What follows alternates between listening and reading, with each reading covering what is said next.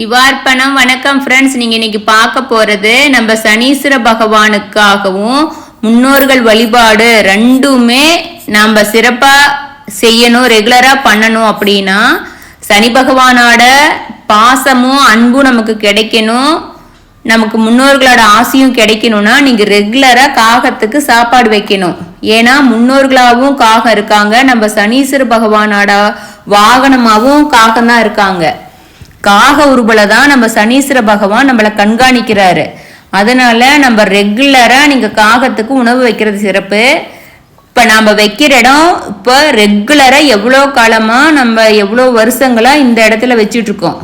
ஆனா ரெகுலரா வைக்கிறதுனால கொஞ்சம் அழுக்கான மாதிரி இருக்கும். ஏன்னா காக்கா சாப்பிட்டுட்டு எல்லாம் தண்ணியெல்லாம் இருக்குதுன்னா குளிப்பாங்க, உள்ளுக்குள்ள உட்காந்து இப்படி எல்லாம் இறக்கியில பண்ணுவாங்க. சாப்பாடெல்லாம் ஒரு நாளைக்கு சாப்பிடுவாங்க, ஒரு நாளைக்கு எல்லாம் சிந்தி வச்சுட்டு போயிடுவாங்க.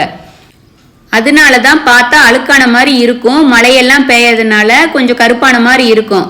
நீங்கள் வாரம் ஒரு டைமோ 15 நாளைக்கு ஒருக்காவோ நான் ஏணி வச்சு மேலே ஏறி சுத்தமாக தண்ணி ஓசை போட்டு தேய்ச்சி கழுவி விட்டுட்டு மறுபடியும் அப்படியே தான் வச்சுக்கிட்டு இருப்போம். அதனால நம்ம அங்கே அழுக்காக இருக்கிற மாதிரியெல்லாம் நினைக்கவே கூடாது. நம்ம டெய்லி நம்ம முதலே சொல்லியிருக்கிறோம் 2 செட்டு பாத்திரம் வச்சுக்க சொல்லி.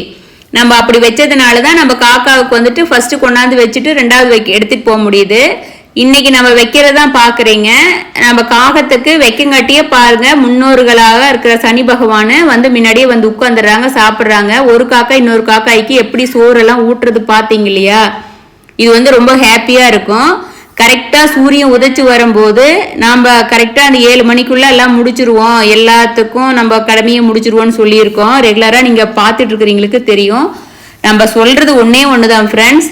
நமக்கு ஒரு நாள் 2 நாள் நீங்கள் வைக்கக்கூடாது. ஜாதகார சொல்கிறாங்க பரிகாரத்துக்கு அப்படிங்கிற மைண்ட்லேயே வைக்காதீங்க.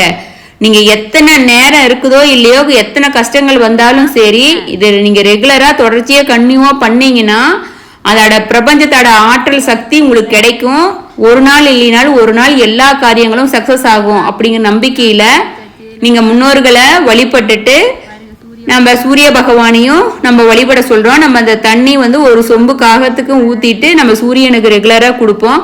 அது போல நீங்களும் பண்ணி எல்லா நலனும் பெறணும்னு சொல்லிட்டு நம்ம சிவார்ப்பணம் 6161 சேனல் கேட்டுக்கிறோம். நம்ம என்னைக்கு நான் செய்யறது மட்டும்தான் நம்ம சொல்லுவோம், செய்யாததை சொல்றதே இல்லை.